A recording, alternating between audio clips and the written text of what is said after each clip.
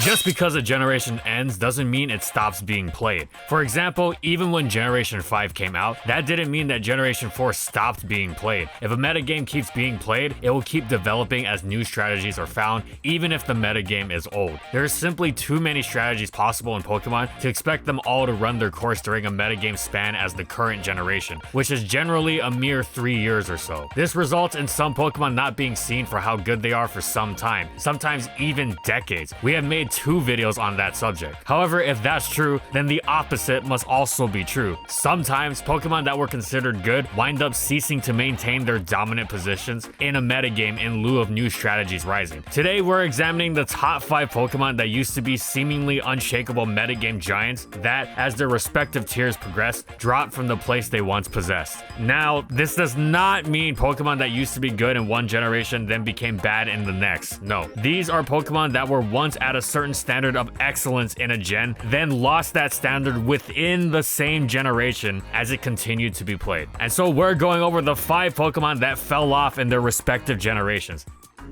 And these mons may have fallen off, but here's something that will make sure your internet connection doesn't fall off, because once again, this video is sponsored by Surfshark VPN. Surfshark is a virtual private network app and browser extension that allows you to place your computer or phone virtually in any country as if you're actually there. Surfshark has 3,200 plus servers in over 65 countries. And of course, being a VPN not only gives you protection from random lurkers on shady public Wi-Fi trying to steal your information, but it also bypasses the limits of these connections. For example, when I travel, I don't want to lug around my editing PC everywhere, so I often use a remote desktop app to edit on. And there have been times where the hotel Wi-Fi blocks my remote desktop app from connecting to my own computer at home for reasons. But by using a VPN like Surfshark, that's no longer an issue. And of course, sometimes I just want to watch more content on my favorite streaming service, and some of it happens to be region locked. Yeah, no longer an issue. Just hit this button and boom, more content on your preferred streaming service.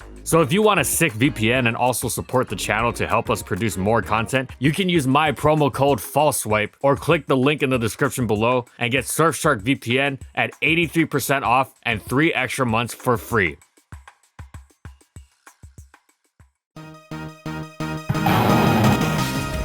Once upon a time, Terrakion was one of, if not the premier example of the type of uncounterable threat that defined Generation 5 OU. With a blistering combination of attack and speed, alongside one of the greatest, most perfectly complementary stab combinations in the game, Terrakion was impossible to switch into for anything, barring its few dedicated checks. And even those could easily be smashed through when Terrakion made itself even stronger through Swords Dance. Of course, it was one of the most instantly terrifying Pokemon in the game, with its trademark Choice Band set, packing a close combat that instantly pulverized pretty much everything that didn't resist it. Even incredibly naturally bulky Pokemon like Garchomp just dropped. Outrunning Terrakion was no easy feat either. Unlike most Pokemon that possessed its incredible level of power, it wasn't slow at all. In fact, it was one of the fastest Pokemon around, getting the jump on opposing offensive Pokemon already considered quite fast. Once again, Garchomp had one of the most famously incredible speed tiers for something so threatening, and Terrakion left it in the dust. To make matters even better, Terrakion wasn't even a glass cannon. Its natural bulk wasn't just on paper respectable, but made it even more difficult to deal with in practice. For example, several of its so-called best checks, Gliscor, Slowbro, or Reuniclus, didn't come close to KOing it back. So even if Terrakion didn't blow them away in one hit, that didn't mean they would stop it. Terrakion's special defense boost in Sandstorm and resistance to Volcarona's stab combination also made it one of the few reliable checks to another one of the most obnoxiously difficult Pokemon in the game, meaning that this most frightening of offensive monsters even had unique, valuable defensive utility for its team. There was a reason several top players wanted Terrakion banned at the end of Black and White 1. And I'm sure you're already thinking you know what made Terrakion fall off, right? That Black and White 2 came along and Landorus Therian ruined everything? Well, here's the fun thing about that. If you thought you were safe against Terrakion because you had Landorus T on your team, a well-played Terrakion would welcome that assumption on your part, because it was so incredibly easy to exploit. Terrakion continued to be a major threat in Black and White 2 because defensive Landorus Styrian was no different from any of those other physical walls that failed to stop Terrakion. Yeah, Intimidate was irritating, but Lando T was just as vulnerable to getting absolutely torn apart by Terrakion's Swords Dance or Choice Band boosted Stone Edges. Oh, and this was before Choice Scarf became the most common Landorus T set, a set which couldn't even comfortably switch into ban Terrakion's resisted close combat with Rocks Up. No, it was not Landorus Styrian that would bring about Terrakion's drop in usage. It took a long time before Terrakion fell off. So why did Terrakion fall off? Well, in current Generation 5 OU, Terrakion is a fine Pokemon and certainly has its moments, but it is a far cry from the consistently unstoppable metagame shredding force it used to be.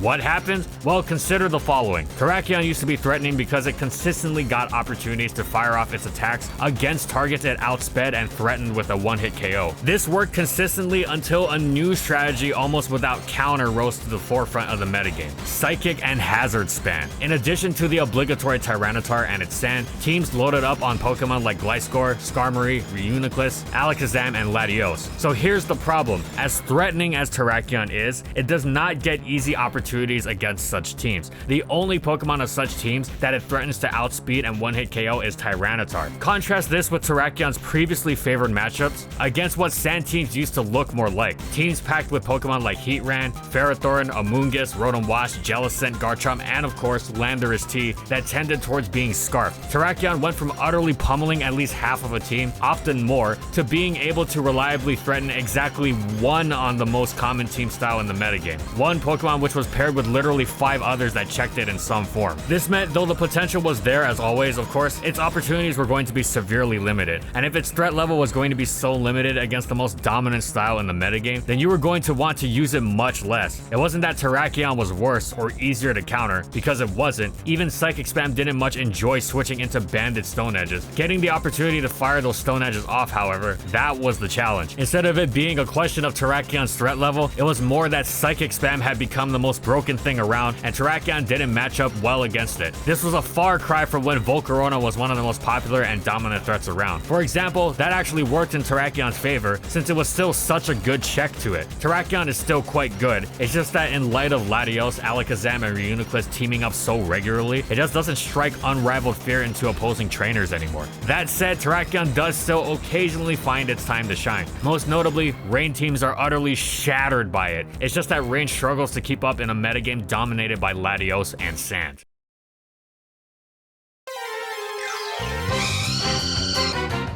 Talonflame garnered immense hype since day one of Generation 6. Priority moves are generally categorized in part by their lack of power. Even Extreme Speed and Sucker Punch, the strongest ones, aren't exactly world beaters. Priority Brave Bird though, now that was something to get excited about. This functioned both as an amazing revenge killing tool and an offensive weapon to bypass would-be revenge killing from the opposition. Gale Wings also meant Talonflame had priority on Roost. True to the hype, Talonflame became an important force both offensively and defensively, becoming one of the most popular threats around while helping keep other popular threats in check. It had a litany of valuable traits. Its secondary stab Flare Blitz ensured most steel types that could take Brave Bird wouldn't want to tank it. It could boost its attack further with Swords Dance. It was immediately strong with a Choice Band set that also made the most of U-Turn, while on the defensive side it had useful bulk to go alongside fantastic defensive typing that let it withstand some of the most terrifying threats around like Volcarona and Mega Charizard Y, and even when bulky, it was still obnoxious to deal with thanks to Taunt and Will-O-Wisp, while still being able to boost with Swords Dance or Bulk Up. It wasn't just reliant on Gale Wing's priority either, as its natural speed was superb. Talonflame seemed to have it all, being capable of fitting on nearly every team, and indeed throughout X and Y and nearly all of ORAS, it was a prominent threat and a consistent in-battle performer against a variety of teams. It could do nearly anything, whether it was running physical defense to withstand Psyshock Meta Gardevoir and Choice Band Weavile, or using an offensive set with Steel Wing to lure Mega Diancie. However, over time, players soured on Talonflame more and more, and its usage continuously dropped until it was nearly non-existent. It didn't become completely unviable, of course, and eventually it had a minor comeback, but its position had changed completely. Whereas before it had been one of the metagame's standards, doing things like forcing Stone Edge on Heatran to keep it in check, now it was relegated to the most specific of niches, and its metagame presence was quite low. So what happened? Well, Talonflame happens to have the minor drawback of possessing a typing equipping with a quadruple weakness to Stealth Rock. At first, this didn't seem too bad, because Talonflame was released at the same time as the newly buffed Defog, which everybody already wanted to use. So what if you had to Defog for Talonflame? You wanted to use Defog anyway, and Defog was easy to slap on teams, and you didn't have to deal with spin blocking games like you had to with Rapid Spin in previous generations, so it wasn't even like it was hard to pull off in battle. Plus, as the metagame went on, Rapid Spin, Starmie, and Extra Drill started getting more popular, and the Magic Bounce Megas, Diancie, and Sableye added in Oraz helped in the anti-hazard effort even more. The point being, at first it wasn't too difficult to support Talonflame with anti-Stealth Rock tactics. However, over time, the Oraz metagame shifted based on a significant realization. The hazard removal options in Oraz were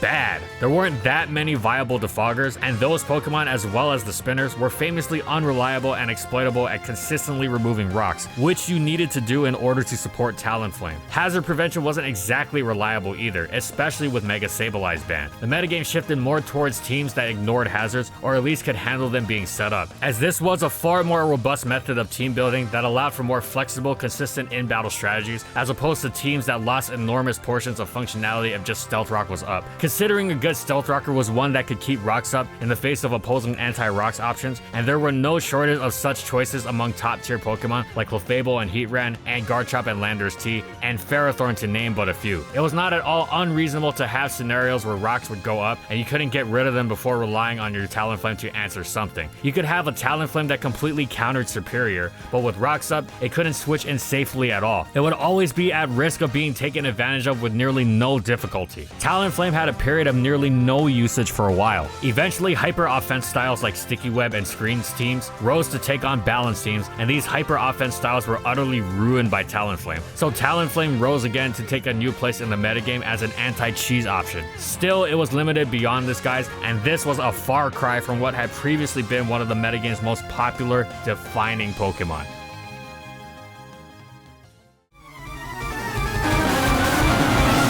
For a long time, Exeggutor was unique in that it seemed to characterize perfectly the immense gap between the type of pokes that were dominant in early generations versus more modern ones. Many generations advanced and later have similar type Pokemon in viability that make it fairly easy to get accustomed to. Legendaries, pseudo-legendaries, dragon types, things like that. On the other hand, RBY and GSC are more difficult to get accustomed to. Not just because of the mechanics, though that certainly plays a role, but also because many of the Pokemon viable in them are so unfamiliar. Exeggutor exemplifies this excellently. To anyone accustomed to metagames with big, cross-generationally familiar Pokemon like Heatran, Garchomp, Landorus T, and Ferrothorn, the idea of Exeggutor being a top 4 Pokemon, as it used to be in both RBY and GSC, just seems weird. It contributes strongly to the atmosphere of these metagames as being alien, as Pokemon you vaguely recognize as from current gen lower tier or another are actually top level OU, and it's harder to adjust. Those who did attempt to adjust quickly learned. If you want a good team in the first 2 gens, use Exeggutor.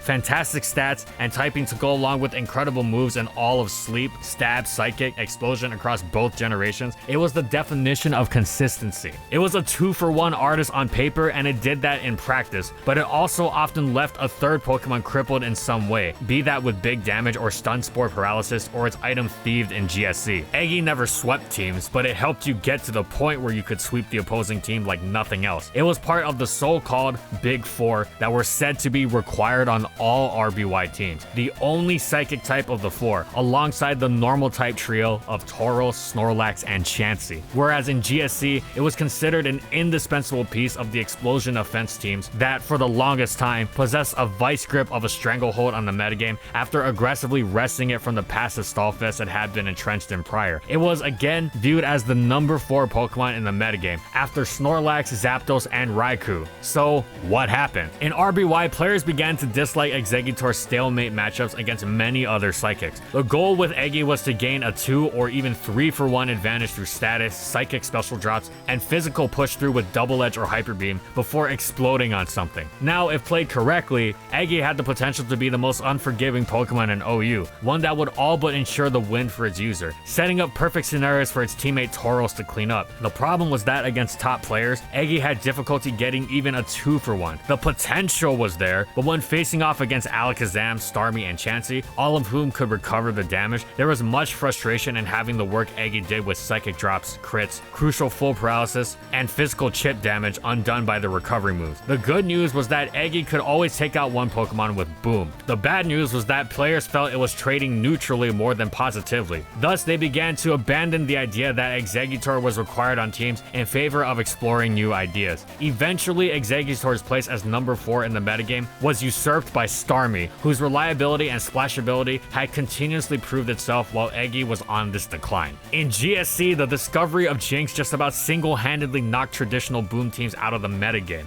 Exeggutor in particular was victimized by this because Jynx completely dominated it and was an offensive psychic type whose vicious stab Ice Beam meant it matched up more positively against the metagame as a whole. Slicing through Zapdos meant the most common splashable Sleep Talker couldn't safely absorb its sleep, as was so often the case against many Exeggutor variants, while it also meant that the likes of Skarmory couldn't wall it, which Eggy also struggled with. Eggy's team style and playstyle were replaced and outclassed by Jynx's. It was harder and harder to find a place for on teams, especially as players began making greater and greater use of Gengar and Nidoking alongside Jynx. These Pokemon could all make so much happen without exploding, whereas Eggy often struggled to make anything happen outside of Boom, which again meant a neutral trade, hardly top 5 Pokemon material. Eggy wasn't just overtaken by one Pokemon, it was overtaken by so many, including but not limited to Cloyster, Skarmory, and another late GSC newcomer Golem, that it was eventually knocked out of the top 10 entirely. Bear in mind, of course, that Exeggutor is still superb in RBY and GSC. Its place and potential in RBY is still unique and unmatched, including the fact that it is also the best check in the game for the otherwise devastating Rhydon. In GSC though, it sometimes struggles to include everything it wants on its moveset. It also has some of the best playmaking ability in the entire game, and it actually makes for an excellent pairing with Jynx. It's just no longer the automatic, emblematic choice it used to be in both of these generations.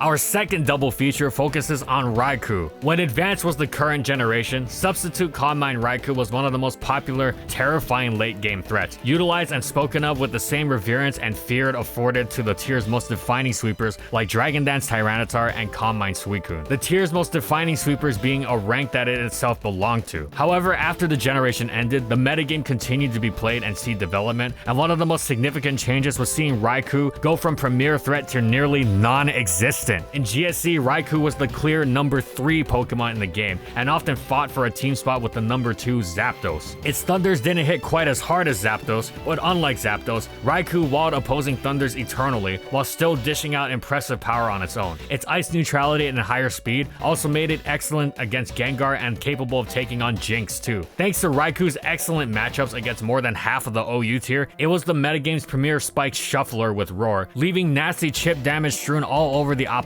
for its teammates to take advantage of. Alternatively, it was a superb sleep absorber that remained threatening while asleep with its rest talk set. For its innate offensive and defensive qualities, the idea of Raikou being anything less than the number 3 Pokemon in GSC seemed unthinkable. So what happened? We'll start with Gen 3. The problem with Submind Raikou was twofold. One, it lacked one-hit KO power even after a boost. This is not necessarily a problem in and of itself, but it certainly is when you are one-hit KO'd by each of the many earthquakes flying around OU. Even if a team's dedicated special check like Snorlax was cleared, Raikou still wouldn't be able to blast through late game combinations of Pokemon like Tyranitar, Metagross, Salamence, and Swampert, partially because of the eternally awful choice it had to make between Hidden Power, Grass, or Ice, with no good answer and many flaws either way, and partially because it was rare that a Calm Mind boost would make the difference in Raikou being able to finish such teams off, and if you didn't need such a boost, you were better off using Zapdos or Jolteon for the role. Zapdos and Jolteon, by the way, didn't pack Raikou's debilitating weakness to Dugtrio, and since they didn't need to set up to be threatening, they could actually afford to switch in and be useful earlier in battles, whereas Raikou consistently needed to stay in the back and make its team play 5v6. Raikou was so high maintenance and so high risk that his usage dwindled to the point of eventually dropping out of OU entirely and going to BL. This from a former defining threat of OU. It did have some redemption, however. Players began utilize Calm Mind less offensively defensive sets early in the game to soften up opponents' teams for the likes of Zapdos, and this was generally more successful. However, it wasn't nearly enough to launch Raikou back to the status it had previously enjoyed. As for GSC, its drop-off wasn't quite so extreme, though its shift in position was perhaps more shocking given the general conception of GSC as rigidly unchanging. The beginning of the shift came when players realized that Zapdos versus Raikou was no debate at all. Zapdos, by virtue of its spikes and earthquake immunity, as well as a higher special attack, was just better. An electric type that actually switched into ground types, and if you couldn't check an electric with ground, then you were left with highly limited options. This didn't make Raikou bad, of course, just no longer as easy to fit on teams. Instead of the obligatory electric slot, teams now had the obligatory Zapdos slot, and Raikou had to be fit alongside Zapdos. This wasn't exactly strange, given how excellent dual electric teams had been known to be for some time, but it was certainly far more limiting for Raikou's splashability and viability. The next change was that another Pokemon with incredible splashability was rising through the ranks. Cloyster, one of the best Pokemon in the game for its spiking, Snorlax checking, and threatening explosion. This was an essential role for many teams, and if anything was challenging this role, it was Fortress. Definitely not Raikou.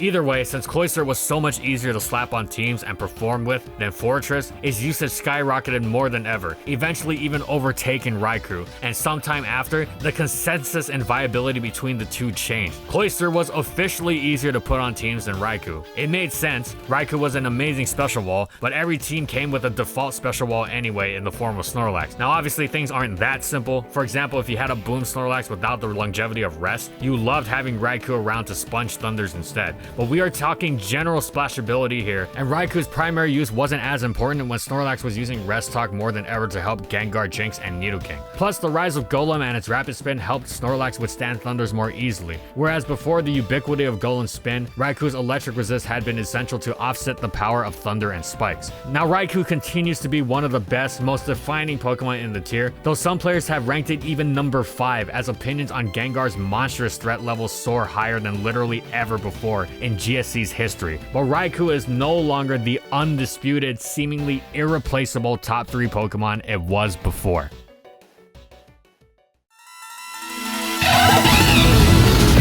Trainers jumped for joy as soon as they realized the Chimchar they had journeyed through Sinnoh with evolved into one of the competitive metagame's most terrifying, defining threats. A unique, amazing speed stat to go alongside an outstanding, beautifully complementary stab combination. The Skarm Bliss combination may seem unbreakable, but Mix Infernape was the Skarm Bliss killer. With a tremendous offensive move pool to go alongside its stabs, Infernape was nearly impossible to switch into safely. Its speed let it blaze past opposing offensive threats with ease, while its power and covers let it drop walls with similar efficacy. It was a perfect offensive Pokemon in this regard. You didn't counter Infernape, you just hoped that it wouldn't destroy your entire team before it succumbed to the recoil of its own life orb, switching around on resisted moves and hoping it wouldn't catch you. Sure, Infernape couldn't take a hit, but it was so threatening that it didn't even matter. Who needed bulk when Flygon could U-turn out of a Skarmory switch and Infernape was in for free? It was a one-hit KO machine, its moves connecting with so many Pokemon for super effective damage, and not just from its stabs either. Swampert and Hippowdon couldn't tank Grass Knot, Salamence and Gliscor couldn't tank Hidden Power Ice, and pretty much nothing could take Infernape head-on after a Nasty Plot. It had great priority too. Good luck checking it with Scarf, Heatran, or Tyranitar when it pulled out Stab, Mach Punch, or Vacuum Wave on you. Sure, Infernape had checks, but they were few and none of them were ironclad. Latias and Starmie were destroyed by U-turn, and Gyarados was weak to Stone Edge, Thunder Punch, and Hidden Power Electric. It seemed an unassailable fact of DPP.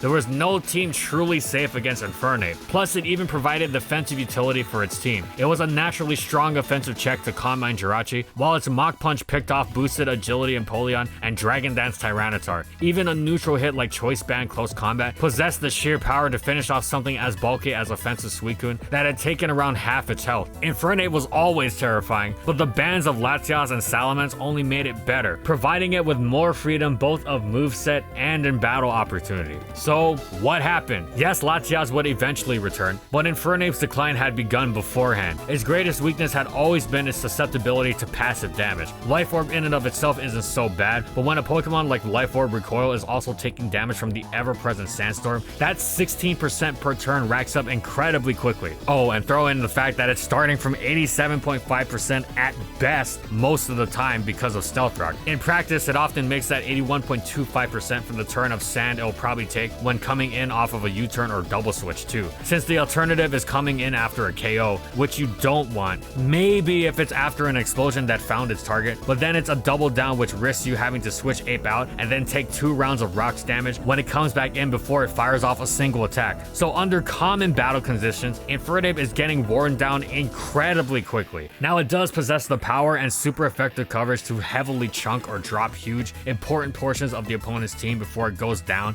Yes, that's absolutely true, but it's very difficult to do so with precision and demands a high standard of play that isn't always consistent. Plus, as the metagame developed, it didn't do so in ways that found true counters to Infernape. It did so in ways that let it play around Infernape more reliably. Now, as threatening as Infernape is, its base attack and special attack are not so inherently high that it doesn't have any issues with power, especially given the split EV nature of its mix sets. Its saving grace was having such a high speed stat that it didn't need to max it out and could thus afford EVs in both attacking stats, but this did not solve the problem entirely. Plus, Infernape was often heavily reliant on its item to do damage. Choice band sets were almost never left wanting for power and could sometimes split the difference on the inability to switch up moves for coverage through sheer strength. However, this could be played around with Protect, a move that was becoming increasingly popular on stall teams, specifically for wall breakers like Infernape. Even beyond scouting the intentions of choice Pokemon, Protect was a thorn in Infernape's side because it would freely rack up a critical extra turn of Sandstorm damage. Every 6.25% was crucial for a Pokemon whose health hinged on percentages as critically as Infernape's did, and this was particularly ruinous for Infernape's next best source of item-based power, Life Orb.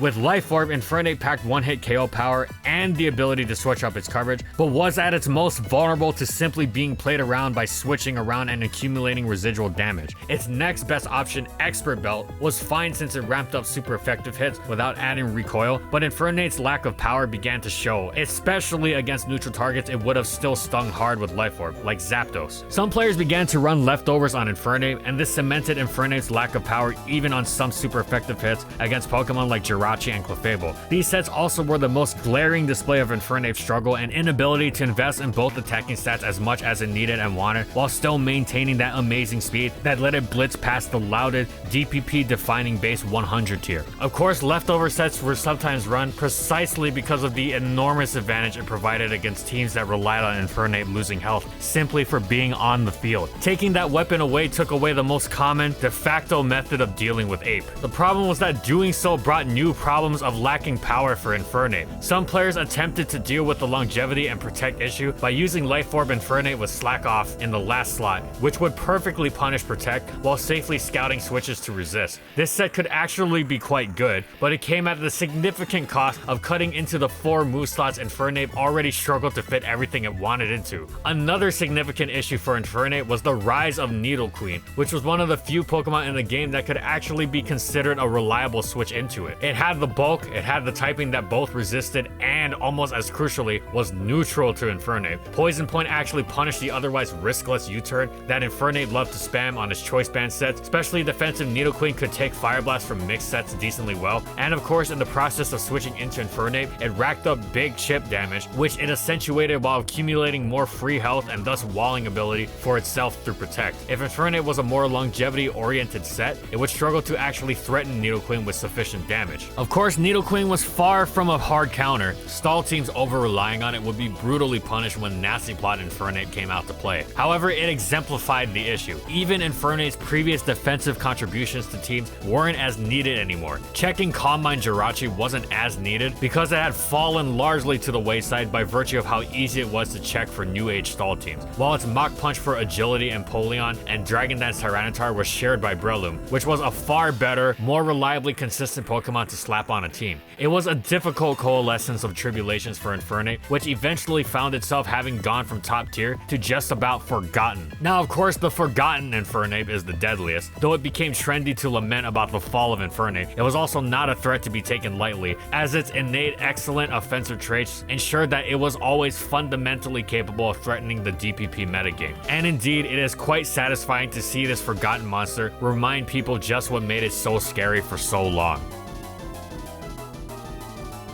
It's often disheartening to see previous rulers of the metagame fall from the grace they once had. Fortunately, most of these Pokemon need but to adapt a little bit. They may not be as dominant as they were, but at their core, they are still great and simply need to change in accordance with the new strategies developing around them. Sometimes they even loop all the way around to being underrated, strange as that may seem. What Pokemon do you think have fallen off in the same generation? Let us know in the comments, and we'll see you next time. Thanks for watching, everyone, and as always, if you liked the video and you want to see more, be sure to subscribe to False Swipe Gaming for more weekly Pokemon content, and thank you so much to our patrons for continued support of our videos, and thank you to everyone else watching as well. And follow my crew on these social media platforms, and that's all we got. See you next time, everyone.